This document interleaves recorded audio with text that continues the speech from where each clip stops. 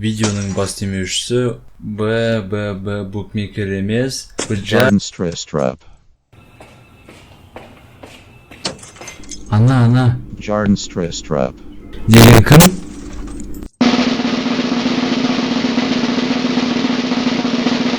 Мен балам, автордан сұрап көрсей. Міне сөйтіп автордан сұрайын десем, оның атын білейм. Сәлем әлем, не нау? Сәлем әлем? Сәлем әлем? Бұл атты емес қой, сенің атың кім айтсай? Қандырмен мырзалар, қараңыздар, қазір ол өзінің атын айтады, жазамыз. Бірінші бөлімге сілтеме осы видеоның астында.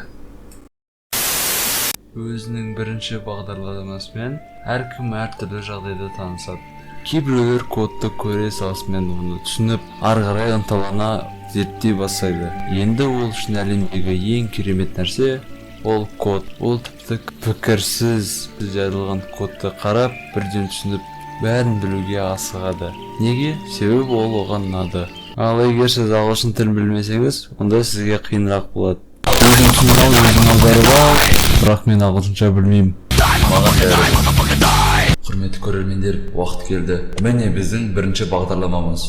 Жоғарыдан төменге қарай түсіндіруді бастайық. Сонымен жоғарыда тұрған 2 слэш, сосын барып my first C++ program деген, ол демек пікір. Ол айтып жатыр, міне мынау программа менің бірінші программам дейді. Және де мүмкін сіздердің де. Пікір мен осындай программаларды түсіндіру үшін немесе оның тағы да басқа қолданыстары бар. Мысалға сіз бір программа жасау үшін немесе бағдарлама ұзақ іздендіңіз, сөйтіп оны қалай жасайтын тәсіл таптыңыз, сөйтіп жаңадан бір айнымалылар түрлі өзіңіз тапқан нәрселерді енгіздіңіз. Сіздің қазір есіңізде бар оның бәрі. Бірақ сіз бір айдан кейін қайтып қарағанда мүмкін түсінбей қалуыңыз мүмкін. Сондықтан сіз соның бәрін түсіндіріп, мысалға, мынау айнымалы мынандай қызмет атқарады, мынау егер орындалса былай болады секілді түсіндіріп қоюыңыз керек. Оны сізден басқа мүмкін бағдарламаңызды басқа біреу оқитын болса, онда ол өте пайдалы. Ал include iostream деп тұрған, біле білсеңіз, бағдарлама тілінде жалпы библиотека, кітапхана деген заттар бар. Олар шеттен тыс бір ресурстарды қолданады. Шеттен тыс дегенде осы тілдің айналасындағы, аумағындағы. Себебі бастапқы мүмкіндіктер оны шектеулі ғой, соны ары қарай кеңейту үшін осы кітапханалар жазылады. Оны қауым отырып жазады, немесе осыны жасаған, жасаған адамдар жазады. Сонымен осы кітапханаларды шақыру үшін біз include iostream дейміз. Негізі iostream деген бұл жерде кітапхана болып тұр. Ал біз include десек, демек бұл өзіңе қамды деген деп аударылады. Демек include деп ары қарай өзімізге керек кітапхананы жаза береміз. Міндетті түрде оны андай 2 салыстырмалының арасында жазу керек. Ал include'тың алдына міндетті түрде тегтің былай символын қою керек. Бұл жерде iostream деген не? iostream дегеніміз бұл жерде input, output, stream. Input дегеніміз енгіз, output деген шығар сияқты аударылады. Бірақ мағынасы келеді. Input деген ішкі, output сыртқы. Бұған кейінірек тоқталамыз. Ал using namespace std деген не? Using деген кәдімгі қолдану немесе қолдан деп аударылады. Немесе былай аударайық. Namespace std-ні қолдана арқылы программаны жүргіз. Бұл неге керек? Шын мәнісінде бұның керегі де бар, керек емес те бар. Бұл айтқанда, қалай айтсам болады? Optional дейді ғой ағылшындар. Бұл айтқанда міндетті емес бұл. Сонымен мысалға, егер сіз бұны қоспасаңыз, онда сіз әр программаңыздың алдына, әр жолдың алдына std деген қойып отыру керек. Бұл әрине ыңғайсыз, сондықтан осыны жеңілдету үшін using namespace std деген шығарды. std деген бұл жерде стандарт кәдімгі. Сәлем әлем, суреттер қайдан? Мен жаңадан келдім ғой бияққа, мен түсінбеймін ғой, суретке көрсей. Мә саған, осы саған ыңғайлы ма? Жақсы, енді int mainға көшейік. Бұл жерде main деген негізгі басты деп аударылады. Ал int mainнан кейінгі 2 жақшалар, олар жалпы функцияның денесі. Мұнда int main деген функция болып тұр. Енді қараңыздар, int main, сосын барып жақшалар тұр. Ол жақша емес, одан кейінгі фигурасы бар жақшалар. Міне солар функцияның денесі болып табылады. Соның ішінде біздің кодымыз тұр. Жақша ашылып жабылғанға шейін соның бәрі оның денесі және соны құрайды. Енді int mainнан кейінгі жай жақша, ол болса міне былай айтқанда функцияның аргументтерінің санын білдіреді. Оның ішіне біз өзіміздің аргументтеріміздің санын жаза аламыз, немесе бос қалдырсақ, ол кез келген аргументті өзіне қабылдай береді. Абайлаңыздар, миларыңыз ашуы мүмкін. int main'дегі int ол жай ғана түр. Демек, ода біз бір нәрсе сақтай аламыз. Мысалға, int'та біз тек қана сан сақтай аламыз. Демек, int'ті өзгертіп тұрса болады. Int'тің орнына басқа түрлерінің аттарын да қойса болады. Мысалға, float немесе void секілді. Ал бұл жайлы кейінірек. Қиын уақыттар да өтті, енді coutқа тоқталайық.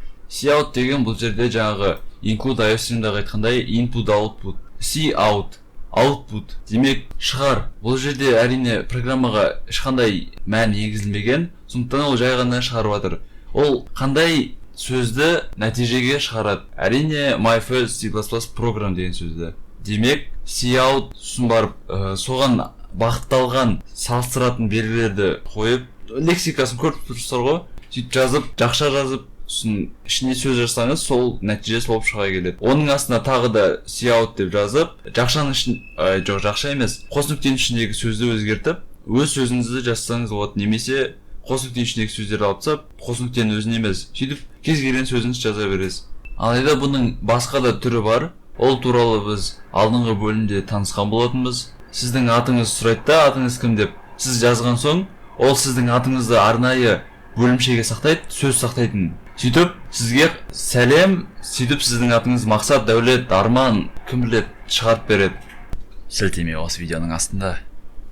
Return нөлге көшпес бұрын /n-нің қызметін айтайын. Ол жаңағы айтқандай, мысалға егер сіз тағы астына cout деп өз сөзіңізді жазатын болсаңыз, ананы өшірмей my first C++ програмды, онда /n-ді жазбай бірден жазсаңыз, жай ғана үтір нүкте қоя салып, онда сөздеріңіз бір-біріне жабысып қалады. Ал егер жабысып қалады дегенде бір жолда болады. Ал егер енді сіз сондай n немесе handle қойсаңыз, онда сіздің программаңыз келесі жолда болады. Сөзіңіз дегенім.